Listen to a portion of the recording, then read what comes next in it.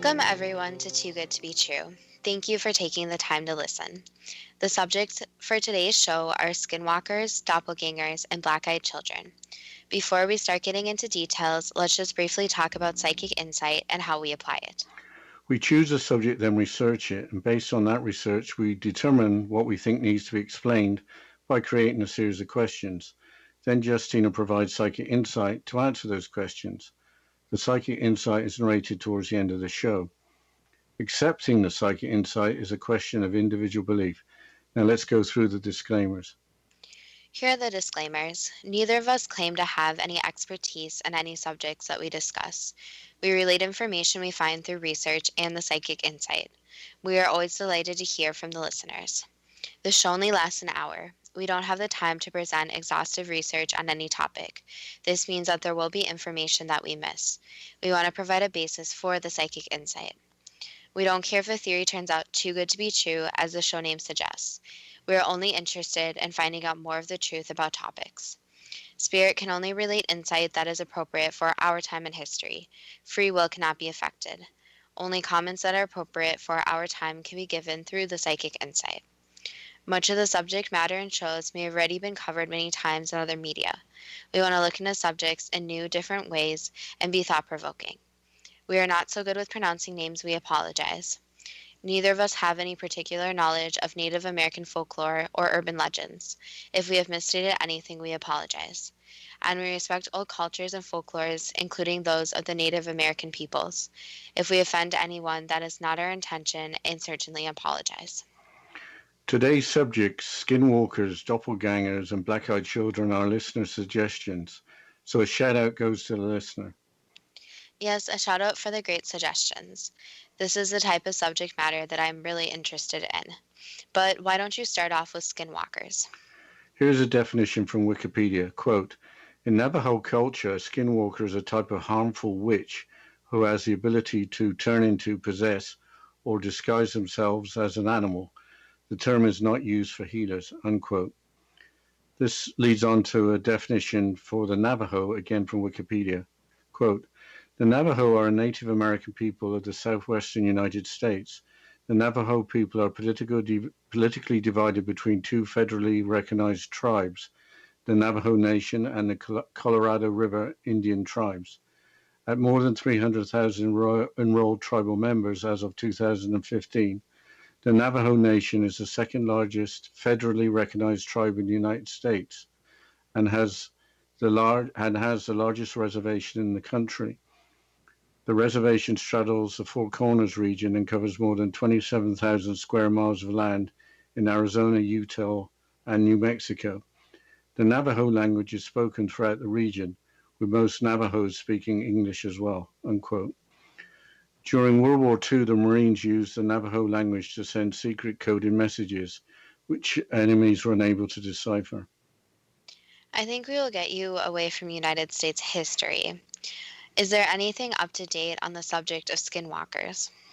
There was a controversy in 2016 when Harry Potter author J.K. Rowling was criticized by Native Americans for inaccuracies in content on her website under the heading History of Magic in North America. What did Rowling put on her website? According to the website Oregon Live, the content was as follows, quote, legend of the Native American skinwalker, an evil witch or wizard that can transform into an animal at will, has its basis in fact, writes Rowling in the introductory story. A legend grew up around the Native American Animagi that they had sacrificed close family members to gain their powers of transformation. In fact, the majority of Animagi assumed animal forms to escape persecution or to hunt for the tribe. Such derogatory rumors often originated with nomad medicine men who were sometimes faking magical powers themselves and fearful of exposure, unquote. Native American Animagi is a term Rowling uses for the evil witches or wizards that she describes. Accusations of being evil, murdering, and persecution and fakery would of course be upsetting. Was there any form of statement? The following is from the same Oregon Live website article. Adrienne Keene, a postdoctoral fellow in Native American Studies at Brown University and a member of the Cherokee Nation, wrote on her blog Wednesday that a number of things in Rowling's story stand out and deeply concern me, including Rowling's portrayal of skinwalkers. The belief of these beings has a deep and powerful place in Navajo understandings of the world, she writes. It is connected to many other concepts and many other ceremonial understandings and lifeways.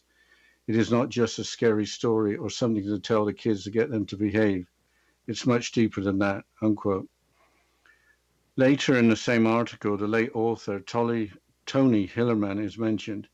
He was awarded the Navajo Special Friends of the Dine Award in 1991 for his portrayal of Native American life and belief systems. He authored a novel entitled Skinwalkers in 1986. The book was adapted for television as a mystery movie by the American Public Broadcasting System in 2002. Here's a storyline from the Internet Movie Database. Quote, faced with the murder of 3 medicine men, Navajo police must find the culprit. That the murders appear to be the work of a skinwalker or bad medicine man complicate and illuminate the detective's work, unquote. So, a skinwalker is a bad medicine man or woman who can turn into, possess, or disguise themselves as an animal. Yes, according to Cryptid Wiki, a skinwalker is also a shapeshifter. Quote, in many Native American legends, a skinwalker is a person with a supernatural ability to turn into any creature he or she desires. To be able to transform, legend sometimes requires that the skinwalker wears a pelt of the animal.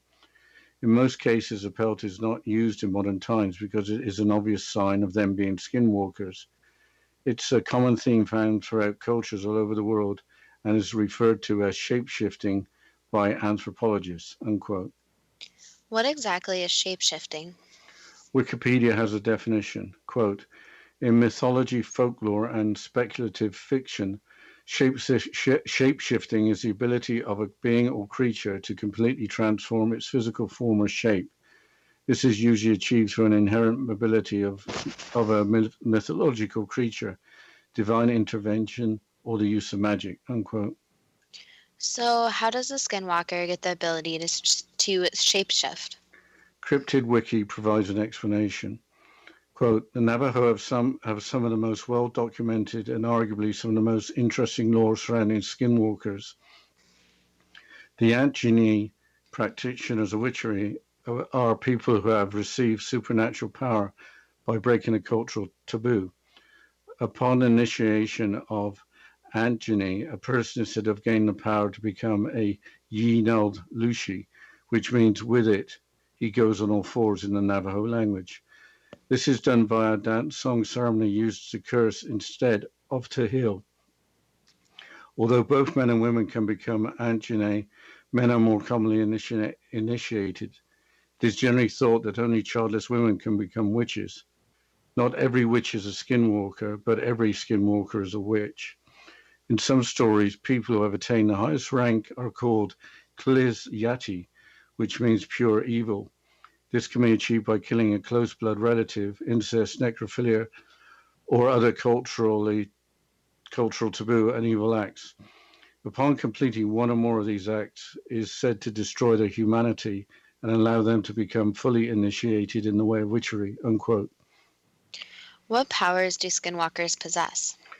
Again from Cryptid Wiki, quote, the Yi-Nald Lushi can be spotted and singled out from other people because their eyes glow like an animal's, sometimes even more so, even in human form. In animal form, they can be spotted by moving stiffly and unnaturally or acting strangely. Skinwalkers use spells and charms to instill fear and control their victims. Some of the tools at their disposal include fragments of human bone launched by blowguns, which can poison and kill the unfortunate victim, and human bone dust, which can cause paralysis and heart failure.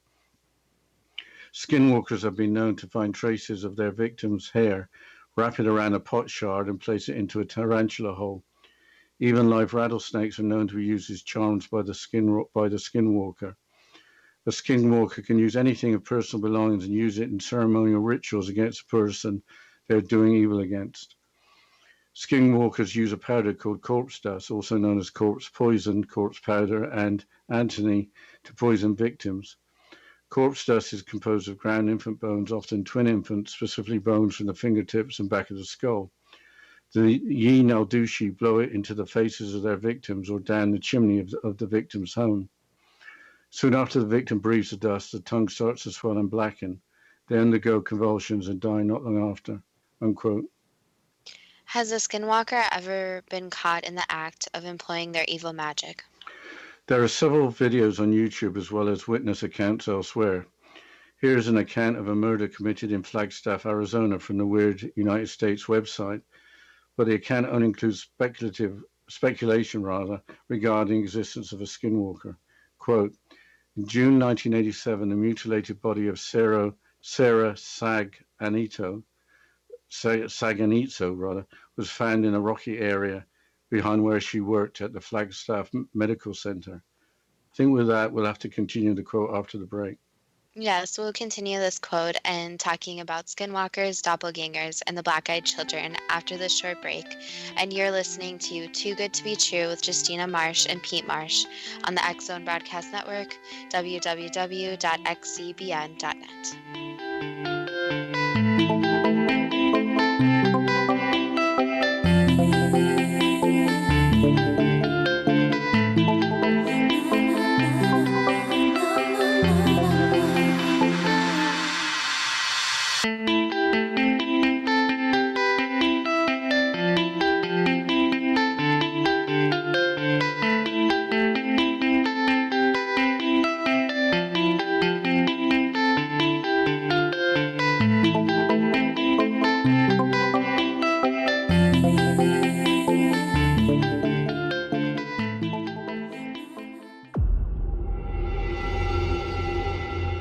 Whether you're a skeptic or a believer, join me, Rob McConnell, as together we'll investigate the world of the paranormal and the science of parapsychology here on the X Zone Radio TV show on XZBN and the X Zone TV channel on Simul TV. Since 1990, the X Zone Radio TV show has been the place where people dare to believe and dare to be heard. Together, we'll investigate UFOs, aliens, ghosts, Bigfoot, psychic phenomenon, lake monsters, conspiracy theories, government cover-ups, the truth embargo, alien abductions, ESP, haunted locations from around the world, and so much more. With over 28 years of broadcasting and more than 4,500 individual guests, the X Zone is truly a place where fact is fiction and fiction is reality, as evidenced by the credibility, integrity, and professionalism of the guests that we bring to our international audience. If you have seen a UFO, had a close encounter, seen a ghost, Bigfoot, lake monster, or a story that you would like to share or have investigated, contact me, Rob McConnell, by sending me your email to xzone@xzoneradiotv.com, or you can call toll-free 1-800-610-7035, extension 143, and on Skype, X Zone Radio TV.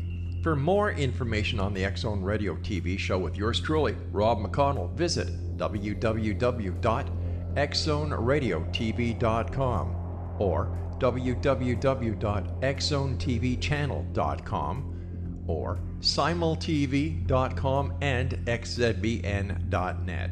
Until next we meet here in the X Zone from our broadcast center and studios in Hamilton, Ontario, Canada, always remember, X Zone Nation, keep your eyes to the sky and your heart in the light.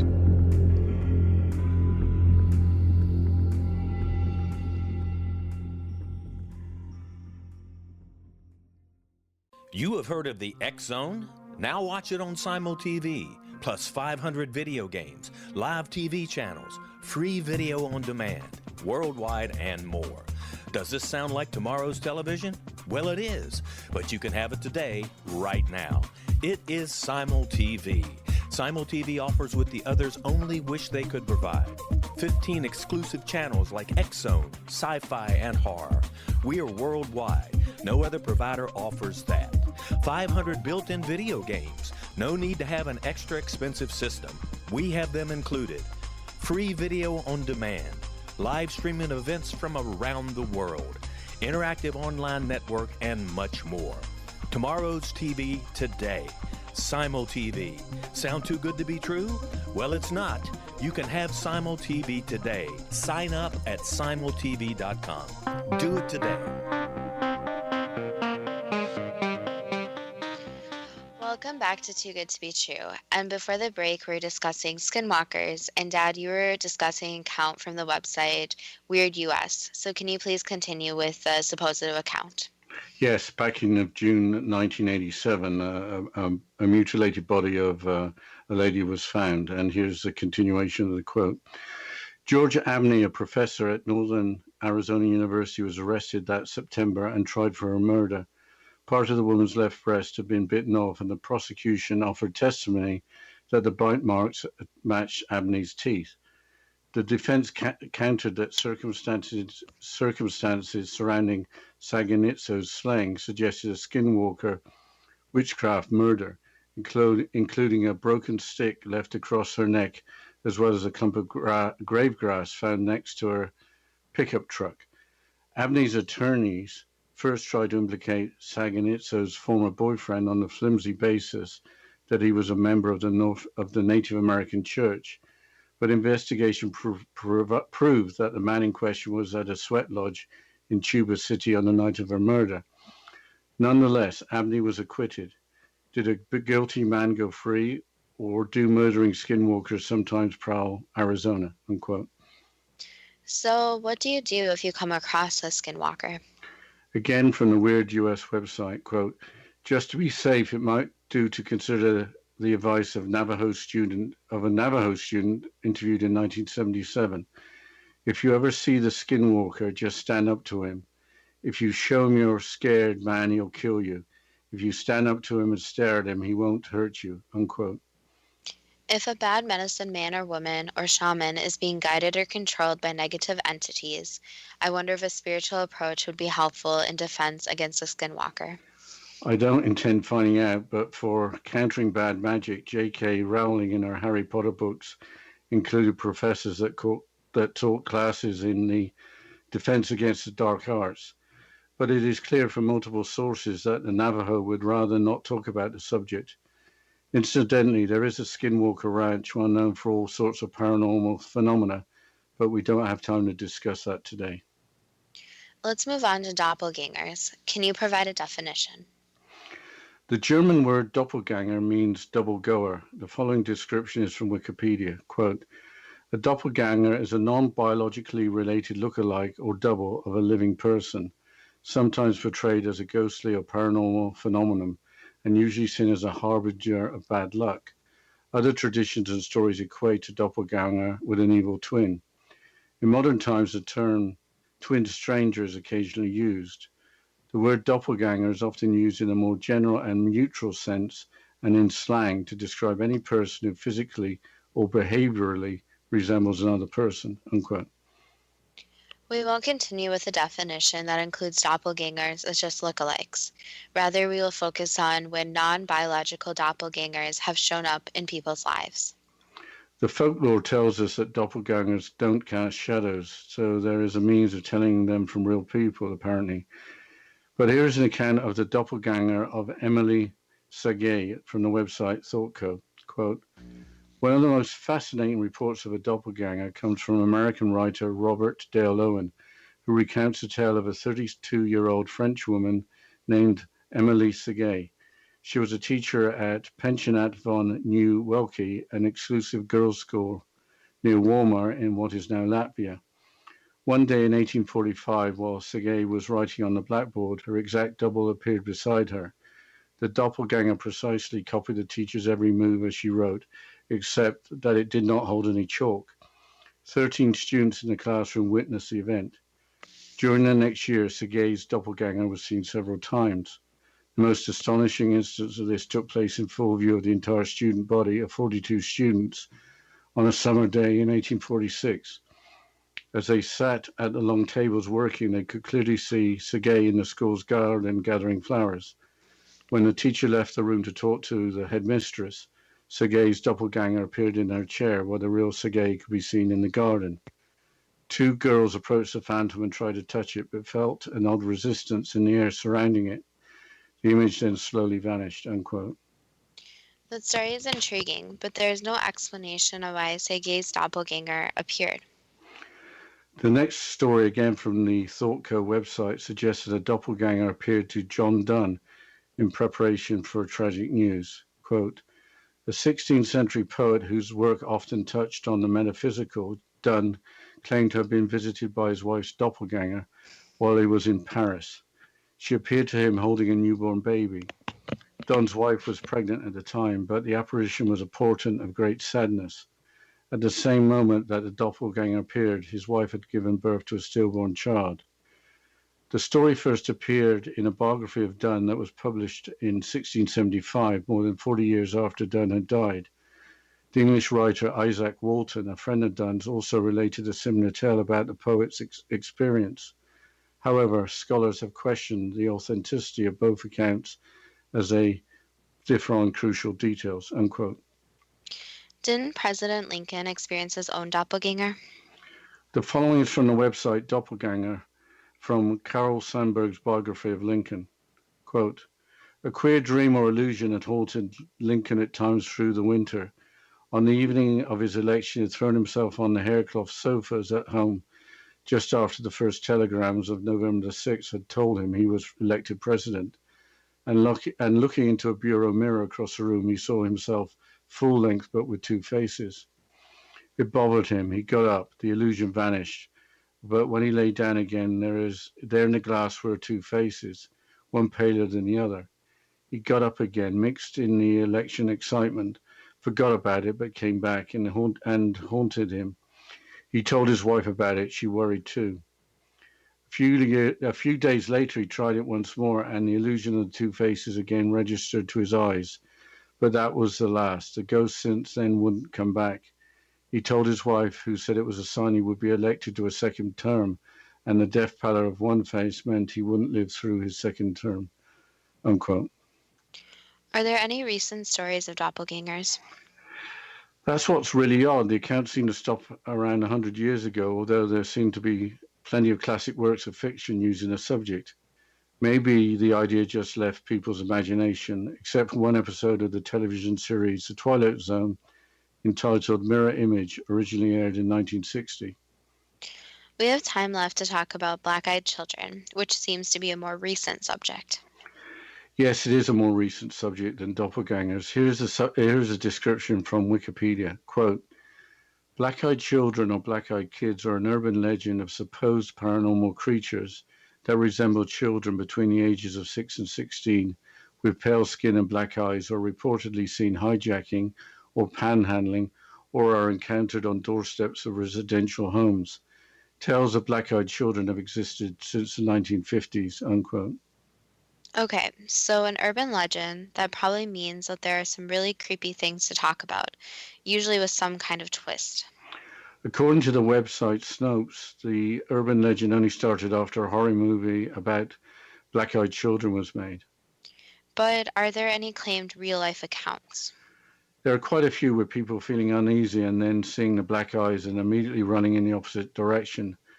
But the following account from the Ranker website has unfortunate outcomes. Quote, in January of 2016, a Vermont woman reported that she actually let black-eyed children into her home. A blizzard was ravaging the world outside her door, so she was very surprised to hear a loud knock on it. Figuring someone probably crashed their car trying to navigate the weather, she made her way to the door and peeked out the window. There was no car. She described a feeling of dread wash over her for reasons she couldn't understand. The banging continued, so she decided to wake her husband to let him answer instead. Two small children were on the other side of the door, and they were not dressed appropriately for the storm. The woman and her husband let the little boy and girl inside despite the great sense of unease the present made them feel, and regretted it almost immediately. Their cats hissed and seemed just as bothered by these kids as they were. It didn't seem to matter what she asked them. What happened? Are you lost? Want some cocoa? The answer was always the same. Our parents will be here soon. She made them cocoa anyway, and when she returned with the mugs, that's when she noticed their eyes. They were completely jet black with no whites at all, just giant black pupils. They asked for the bathroom and she directed them to it. Then everything happened all at once. Her husband's nose started bleeding. The power went out, and as she rushed to get a tissue, she was confronted by both children staring at her from the hall. Our parents are here. Just like that, they walked out. She watched as the creepy children got into a black car with two very tall men in suits. They left. Within months of the encounter, her husband was diagnosed with skin cancer. She began suffering from chronic nosebleeds as her husband initially had, and her health began slowly deteriorating. She is certain it is because of the black-eyed children, unquote. Is trying to enter a person's home a common theme? It appears to be, as well as suddenly vanishing. Here's a story from the Creepy Ghost Stories website that occurred one Halloween, related by a woman from North Texas. Quote, it came to around 9:30 in the evening, and there seemed to be no more visitors, so the witness let their dog out while her husband went up for a shower. Suddenly, around 10 p.m., there was a knock at the door. She glanced through the door glass and saw the silhouette of two small children, so she turned on the porch light once more. I think we have to go into the break, Justina. Yes, we'll continue with this account of the supposed black-eyed children after the short break. And you're listening to Too Good to Be True with Justina Marsh and Pete Marsh on the X-Zone Broadcast Network, www.xzbn.net.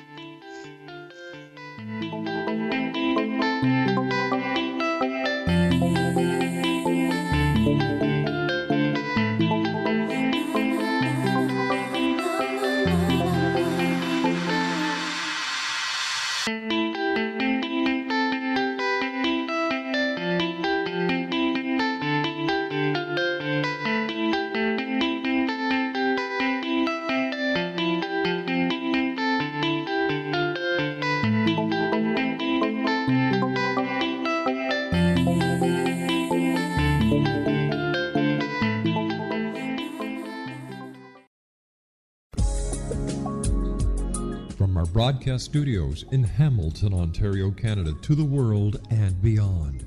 You're watching the X-Zone Broadcast Network, www.xzbn.net.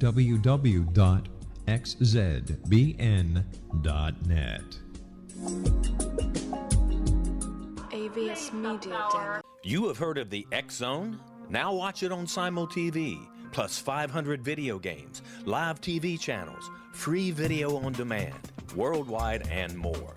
Does this sound like tomorrow's television? Well, it is, but you can have it today, right now. It is Simul TV.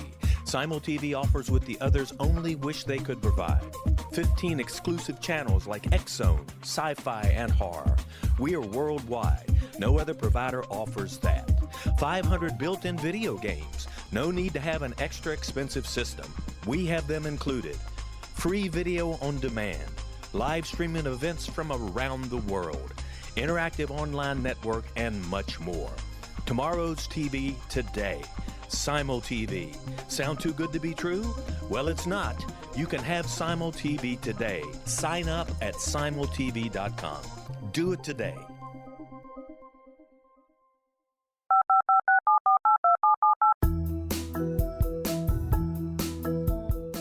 Did you know that when you're on the road with limited data or Wi-Fi, you can still listen to the X-Zone Radio Show with Rob McConnell, The Science of Magic with Gwilda Wiyaka, X-1, Dimension X, Space Patrol, and every minute of the X-Zone Broadcast Network by calling 213-401-0080, courtesy of Audio Now. No smartphone, app, or internet needed. It saves your data plan, and it's free if you have unlimited minutes. Call 213-401-0080 to listen on any phone, anytime, anywhere. Remember 213-401-0080 for the best of the paranormal, parapsychology, and sci-fi radio programming anywhere, 24/7, 365.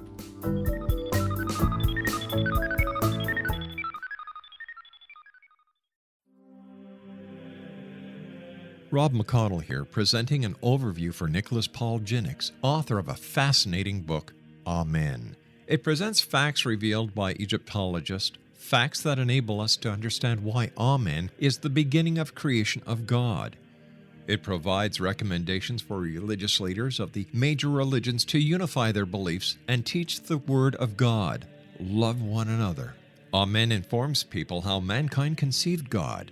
It was the Egyptians that developed the concepts of a soul, a hereafter, and Son of God. And finally, after the worship of many gods, they conceived the belief in one universal God, the maker of all there is. For more information, visit www.futureofgodamen.com. That's www.futureofgodamen.com.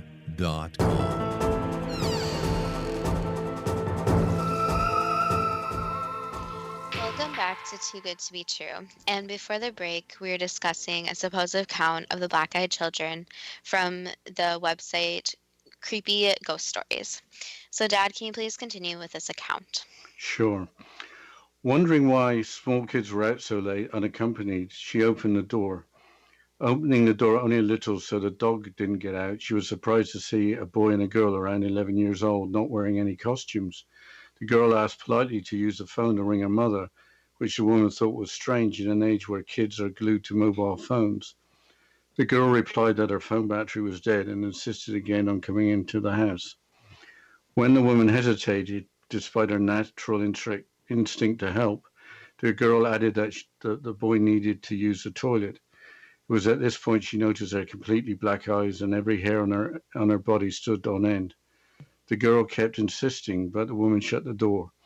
She said to give her the number and she would call up the parents. There was no response, so she went to the house and could see the kids standing under a streetlight, staring at her house. She lifted the phone to ring out for a neighbor, and suddenly the kids had vanished. She never saw them again, unquote. We have time for one more story. Yes, the following is from the Lineup website. Quote, on March the 17th, 2008, a 12-year-old boy had a bone-chilling experience in an outlet parking lot. While waiting in his mother's pickup truck for his mother to finish getting a haircut, he saw a boy walking across the parking lot. Thinking it was his friend from school, the boy banged on the window until the other boy turned. Realizing it was not his friend, the boy in the truck watched in confusion as the strange kid walked up and stared through the window. The boy caught one glance at the other boy's solid black eyes and knew he was staring into the face of evil. You must let me in, the black-eyed boy demanded. Panicked, the boy in the car crouched under the glove compartment. After several minutes, the black-eyed boy finally disappeared. When the boy's mother returned to the truck, she informed her son that the black-eyed child had come into the salon demanding the keys to her vehicle. Thankfully, the boy's mother did not give in, unquote. So, it doesn't have to be a house. In this case, it was a vehicle. Yeah, I wonder why the black-eyed children want to gain access to any type of enclosed space. Just before we move on to the questions, is it possible for a normal person to have black pupils in their eyes? No, dark brown is the closest, but the whites of the eyes are also black for the black-eyed children. So these beings must be something other than human. Well, I think with that, it's time for the first question. Why did J.K. Rowling conclude that the legend of the Native American skinwalker, an evil witch or wizard that can transform into an animal at will, has basis in fact? Basically, because there are some human accounts of this happening. So it's off of the eyewitness accounts and also off of all the legends. So many different people actually believe that they have seen a skinwalker transform. Actually seen a skinwalker or seen a skinwalker transform? Transform. Did legend grow up around Native American evil witches and wizards that they sacrificed close family members? Yes. Why was Adrienne Keene, an academic in the field of Native American studies, deeply concerned following J.K. Rowling's comments about skinwalkers? Basically, because skinwalkers are not something that is very common or commonly thought of. And when someone like J.K. Rowling, who has a following, talks about them, it makes it difficult since it brings them more into the public eye. Does belief in skinwalkers have a deep and powerful place in the Navajo understanding of the world? Yes. Is belief in skinwalkers connected to concepts, ceremonial understandings, and the way of life of the Navajo? Yes. Are actual Native American beliefs surrounding skinwalkers much deeper than just the content of scary stories? Yes. Was an objective of author Tony Hillerman in writing fiction about skinwalkers intended to publicize their possible existence? In a way, yes. Is a skinwalker a bad medicine man or woman who can turn into, possess, or disguise themselves as an animal? That's what they have been thought of as, yes. Are skinwalkers shapeshifters? Yes. What exactly is a shapeshifter? Basically, something, someone, a being who can transform into multiple forms. So they can have their actual form and other forms, such as animals, different views of themselves, even shadows sometimes. So basically, is something that they can put on a mask in a way. Are skinwalkers people who have received supernatural power by a dance song ceremony used to curse instead of to heal? That's what it is thought of, yes. Can only childless Native American women become witches? In the thought of the traditions, yes. Is the highest rank in witchcraft achieved by initiation through conducting an act of true evil in order to destroy an individual's humanity? Yes. Do, do skinwalkers' eyes glow like animals? Yes. Do skinwalkers in animal form move stiffly and unnaturally or act strangely? Sometimes, but not all the time. Do skinwalkers use spells and charms to instill fear and control their victims? Yes. Do they use fragments of human bone launched by blowguns which can poison and kill? Some of them do, yes. Do they use human bone dust to cause paralysis and heart failure? That's what it is thought of as, yes. Are live rattlesnakes used as charms? Yes. Can skinwalkers use the personal belongings of victims in ceremonial rituals to complete acts of evil? That is what it is thought of again, yes. Do they use a powder called corpse dust composed of ground infant bones to kill their victims? Not exactly, there's more to it than that.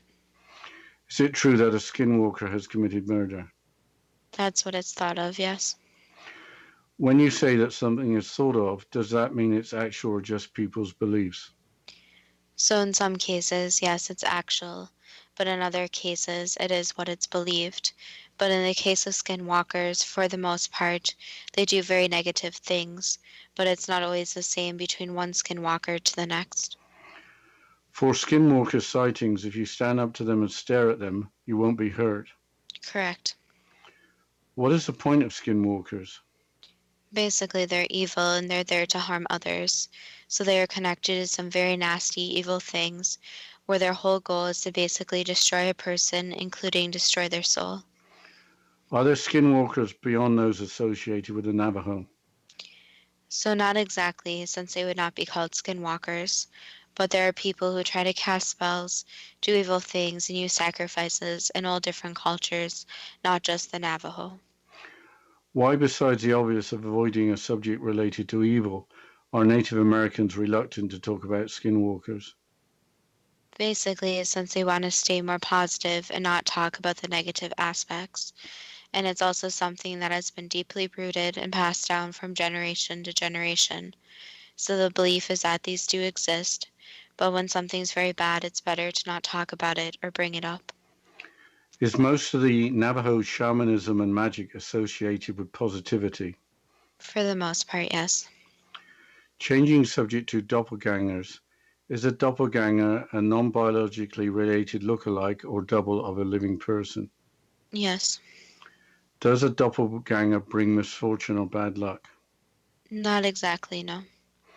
Are doppelgangers ever seen as not casting shadows? It would be possible, but for the most part, no. In 1845, when schoolteacher Emily Segay was writing on a blackboard, did her exact double appear beside her? Yes. Did the doppelganger precisely copy Emily's every move as she wrote? Yes. Did 13 students in the classroom witness the event? Yes. During the next year, was Emily Segay's doppelganger seen several times? Yes. Did Emily's doppelganger appear in full view of the entire student body of 42 students on a summer's day in 1846? Yes. Was Emily in the school's garden gathering flowers at the same time her doppelganger appeared in her chair? That's correct. Did two students approach Emily's doppelganger, touch it, but felt an odd resistance in the air surrounding it? Yes. Did Emily's doppelganger then suddenly vanish? Yes. What was the reason for Emily's doppelganger appearing again and again? Basically, that is more of a negative doppelganger. So there are two different types of doppelgangers. There are the ones that exist that are just basically a result of genetics. So two people may look very similar, and that's just the result of the genetics in the genetic pool. However, there are also bad doppelgangers, as in the case of Emily, where these doppelgangers basically want to come off as real and kind of replace the person. So the doppelganger was trying to convince the students it was real and basically wanted to take Emily's place on the physical plane, since the doppelganger is in more of a spiritual plane than a physical one. Was it common years ago for doppelgangers to appear in the manner of Emily's doppelganger? No, it's not a very common thing that happens. It's usually that the doppelganger basically attaches on to the person, then looks like the person, and then tries to come to the earth plane. So you can think of it as a negative being who, as we talked about before, kind of transforms. Why did Emily's doppelganger suddenly vanish? Was it because replacing Emily was unsuccessful? Yes, and the students obviously noticed that it was not Emily and something was terribly wrong.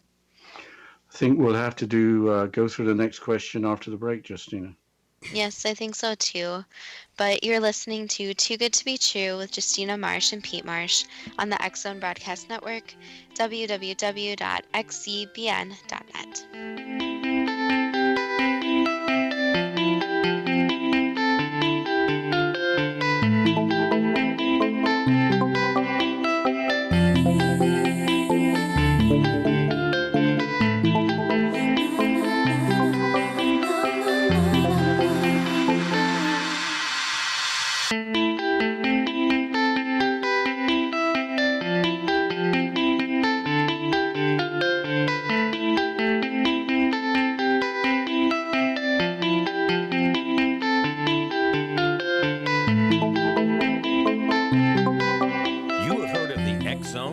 Now watch it on Simul TV, plus 500 video games, live TV channels, free video on demand, worldwide, and more. Does this sound like tomorrow's television? Well, it is, but you can have it today, right now. It is Simul TV. Simul TV offers what the others only wish they could provide. 15 exclusive channels like X-Zone, Sci-Fi, and Horror. We are worldwide. No other provider offers that. 500 built-in video games. No need to have an extra expensive system. We have them included. Free video on demand. Live streaming events from around the world. Interactive online network, and much more. Tomorrow's TV today. Simul TV. Sound too good to be true? Well, it's not. You can have Simul TV today. Sign up at simultv.com. Do it today.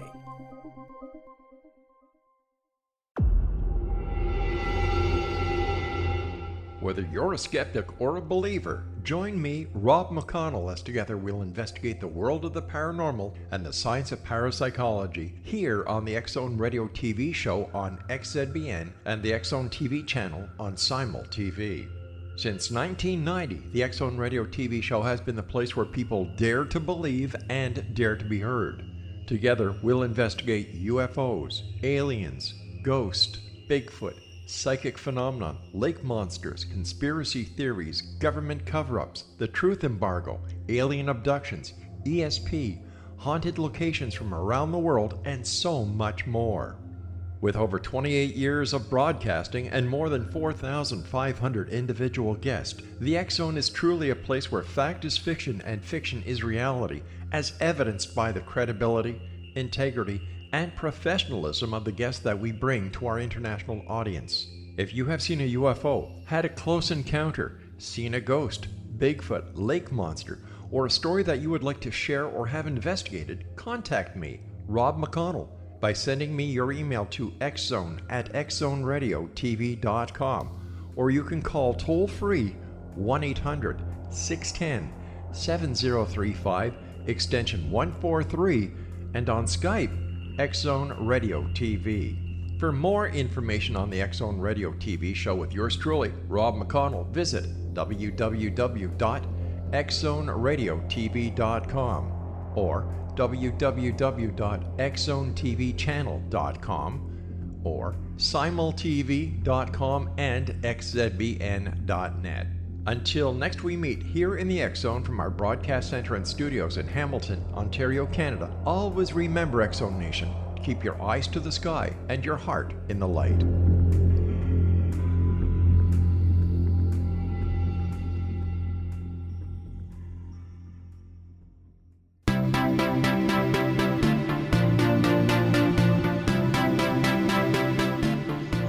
Welcome back to Too Good to Be True. And before the break, we were going through the questions and the psychic insight about skinwalkers, doppelgangers, and the black-eyed children. So, Dad, can you please continue with the questions? Yes, I think we'll ask the last doppelganger question again. Why did Emily's doppelganger suddenly vanish? Was it because replacing Emily was unsuccessful? Yes, and the students obviously noticed that it was not Emily and something was terribly wrong. Was John Donne visited by his wife's doppelganger while he was in Paris? Yes. Did his wife's doppelganger appear to him with great sadness, holding a newborn baby? Yes. At that moment, did Donne's wife give birth to a stillborn child? Yes. So this is not really a negative doppelganger, but a messenger. How did John Donne's wife produce a doppelganger to provide the message? This was basically the baby's doing. So the stillborn wanted to send the message that he should get home and check on his wife. So this really would not be a doppelganger, but more of a spiritual message, since it was not an exact copy. It was more of a message that showed the situation to him and was basically telling him to go check on his wife. Did newly elected President Lincoln look into a mirror across the room and see himself full length with two faces? No. Where did the story come from that Lincoln had seen his doppelganger? It was basically made up, so someone thought it would be an interesting story. Was the story made up after Lincoln's death? No, it was during his lifetime, but people thought that mirrors were something that was more evil, so many stories were made up about mirrors. Why have there not been recent reports of doppelgangers? Because people are usually pretty freaked out by them, and they don't think it is anything to really report, since sometimes it is only for a short moment. So usually when someone sees an apparition, such as a doppelganger, they automatically dismiss it and assume that it is not there, which basically makes it go away. So acknowledging it, such as in Emily's case, makes it so it wants to keep coming back, kind of. Well, in other cases, if someone just thinks they saw something and then thinks their mind tricked them, it's more likely to go away. Has there ever been a situation where a doppelganger has been successful in replacing a person? There have been situations where the doppelganger has gotten close, but no, it would be almost impossible to actually replace the person, since the soul, everything would have to be replaced. Changing subject to the black-eyed children, why did tales of their existence only start in the 1950s? Basically, that's when people actually acknowledged their presence and when they became more popular. How can black-eyed children make people feel uneasy even before their black eyes are noticed? Because they are not positive and people pick up on the very negative energy. In January of 2016, did a Vermont woman let black-eyed children into her home? Yes. How did the two small children arrive at the residence, not dressed for the weather, with no car in sight? Because they didn't arrive in the physical plane, since they are more negative beings. Why did the couple's cats hiss and seem as bothered by the children as the married couple were? The cats didn't like them and wanted to get away from them. Why did the husband's nose start bleeding as well as the power going out? Because again, the children are not positive creatures, so they were trying to basically harm them, and they can influence both electrical devices and energy. Did the two children get into a black car with two very tall men in suits? Yes. Who were the two children and the two men? Negative beings. Why had the two children repeated the words, "Our parents will be here soon," as an answer to all the questions while still in the house? Basically, because they wanted to be let into the house, and in their minds, they wanted to basically make the couple feel bad for them. So that's the key with these children, is that they appear in children form, because that's usually when people will step in and help them. After the visit, why did the husband contract skin cancer while the wife began suffering from chronic nosebleeds, with her health slowly deteriorating? The nosebleeds were an influence, but the cancer was not influenced by the children. That was just the unfortunate series of events. In North Texas on Halloween, did a woman see in her doorway in the late evening a boy and a girl around 11 years old not wearing costumes? Yes, Even after the woman had noticed the strangeness of the children's black eyes, why did the girl insist on going into the house? because that's the point, is that the children want to get into the house. Since if you invite them in, they have more, you can say, power over the home and can do more negative things. In 2008, in a parking lot, while the mother was getting a haircut, why did the black-eyed boy make demands to the son to let him into the pickup truck? Again, so it could have some power and influence over the pickup truck, since the main thing for them is inviting them in. So that was the reason why the black-eyed boy had entered into the hair salon to demand the keys from the mother. Correct. And again, they use the children for a sense that people are more likely to trust children compared to adults. What would have happened if the black-eyed boy had got into the pickup truck? Many different things, but you can think of it as very negative beings slash negative force, where they just want to harm the people and make it a very negative situation overall. Why don't these entities make their eyes a different color than black to make their job easier? They don't have the power, so there's limitations to the form they take, where creating eyes means that something usually has to have a soul. And when they don't have a soul like other beings do, it would be almost impossible to actually disguise their eyes. So you could say they are not the smartest beings, since they don't think of picking up some glasses or sunglasses to disguise themselves, since they are not an actual physical form. So they have some knowledge of the earth plane, but not complete knowledge. What can we do to get rid of black-eyed children? Basically, just try to think positively. Keep putting up protection around yourself and your home with a white light bubble. And you can think of them as like another form of negative entity, so such as demons, that type of thing. You could think of them like that, where they just basically want to harm, and they only have certain abilities on the earth plane. They try their best to trick and harm people in multiple different ways. So to answer where they came from, is that they came from where other negative beings come from, where their only task, their only goal is to harm as many people as possible. And it should also be stated that they only appear sometimes, since it takes a lot of energy to become an actual child form. What can we learn from people's experiences with skinwalkers, doppelgangers, and black-eyed children? Basically, that there is negative side to everything, and just to be more alert, not just for physical reasons such as other humans harming you, but also for spiritual reasons. Make sure you always tell someone where you are going. Make sure you are always conscious about who you have in your home, and always follow your intuition. So if something doesn't feel right, if the situation doesn't feel right, if you feel that something's just off, get out of there as soon as possible. And with regard to these situations, not everyone will see a skinwalker or a doppelganger or the black-eyed children, but there are different experiences. So the people who have had these experiences are pretty much terrified of what happened to them. And it's best to not comment at them and say they are wrong or that they didn't see it, but instead try to provide some comfort to them. That was the last answer. With a little knowledge, is defense against skinwalkers, doppelgangers, and black-eyed children too good to be true? That depends on what you are prepared to believe. Well, there's three subjects that were from a listener suggestion that I really knew nothing about. I'd heard about doppelgangers and vaguely about black-eyed children, but the term skinwalker, besides the Skinwalker Ranch, really didn't mean anything to me. We both really appreciate the listener suggestions. Yes, I mean, I like these creepier subjects, so I have heard about them before, but it was interesting to kind of get a different perspective, hear some different accounts, and I think the most interesting one to me was Emily's story about the doppelganger. I thought that was really interesting that all the different students saw this doppelganger and were wondering what was going on. And that's a hard thing with accounts is usually it's one person, but this was interesting since it was a class full of people plus the teacher's account. Yeah, I think that story is a bit of a classic for doppelgangers. There seems to be a lot out there on that. I think we have to mention something about the Navajo.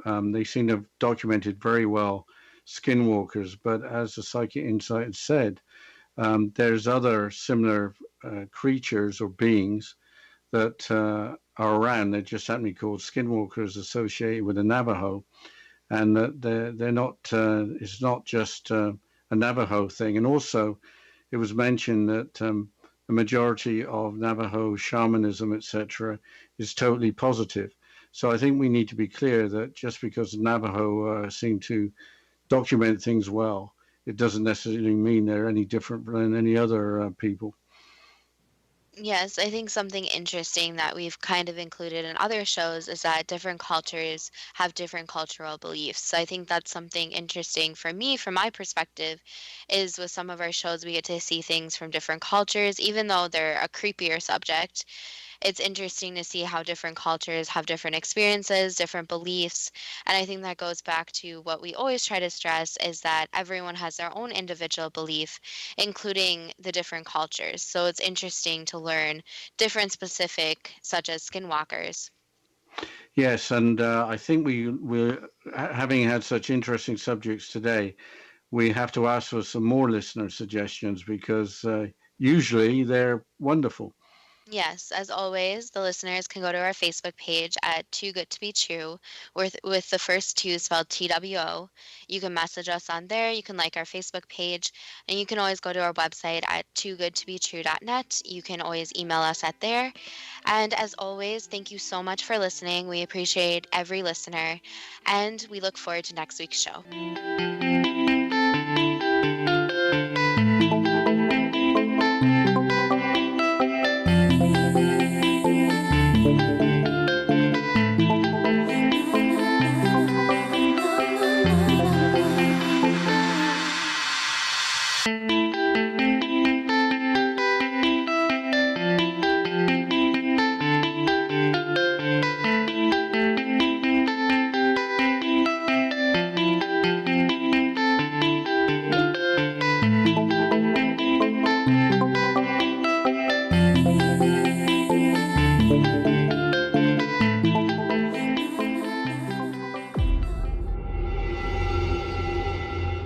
Whether you're a skeptic or a believer, join me, Rob McConnell, as together we'll investigate the world of the paranormal and the science of parapsychology here on the X-Zone Radio TV show on XZBN and the X-Zone TV channel on Simul TV. Since 1990, the X-Zone Radio TV show has been the place where people dare to believe and dare to be heard. Together, we'll investigate UFOs, aliens, ghosts, Bigfoot, psychic phenomenon, lake monsters, conspiracy theories, government cover-ups, the truth embargo, alien abductions, ESP, haunted locations from around the world, and so much more. With over 28 years of broadcasting and more than 4,500 individual guests, the X-Zone is truly a place where fact is fiction and fiction is reality, as evidenced by the credibility, integrity, and professionalism of the guests that we bring to our international audience. If you have seen a UFO, had a close encounter, seen a ghost, Bigfoot, lake monster, or a story that you would like to share or have investigated, contact me, Rob McConnell, by sending me your email to xzone@xzoneradiotv.com, or you can call toll-free 1-800-610-7035, extension 143, and on Skype, X-Zone Radio TV. For more information on the X-Zone Radio TV show with yours truly, Rob McConnell, visit www.xzoneradiotv.com or www.xzonetvchannel.com or simultv.com and xzbn.net. Until next we meet here in the X Zone from our broadcast center and studios in Hamilton, Ontario, Canada, always remember, X Zone Nation, keep your eyes to the sky and your heart in the light.